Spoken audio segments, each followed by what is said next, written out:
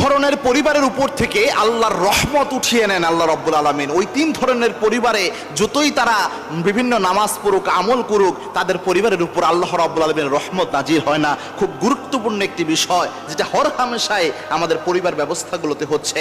তার মধ্যে এক নাম্বার হচ্ছে, কোনো পরিবারে যদি খাবারের অপচয় হয়, এই জিনিসটা মারাত্মক একটা প্রবলেম। অনেক পরিবার এমন রয়েছে যেই পরিবারে খাবারের অপচয় হয়। এই খাবারের অপচয় হলে ওই পরিবারে কখনো বরকত থাকে না। মনে করবেন রিজিক আল্লাহর দেওয়া অন্যতম একটা নিয়ামত, এবং এই রিজিকের মূল্যায়ন না হলে সম্পদ বাড়ে না।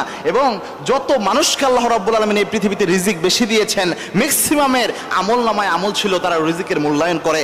দুই নাম্বার হচ্ছে ছবি, মূর্তি, গান বাজনা, এগুলো যদি ঘরের মধ্যে থাকে বা হয়ে থাকে, তাহলে অবশ্যই ওই ঘরে আল্লাহর রহমতের কোনো ফেরেশতা থাকে না। বিশেষ করে ছবি, মূর্তি, কুকুর বা পুতুল, বিভিন্ন শোপিস আকারে দেখবেন বিভিন্ন পুতুলগুলো থাকে। এই জিনিসগুলো ঘরে থাকলে ওই ঘরে রহমতের ফেরেশতাই প্রবেশ করে না।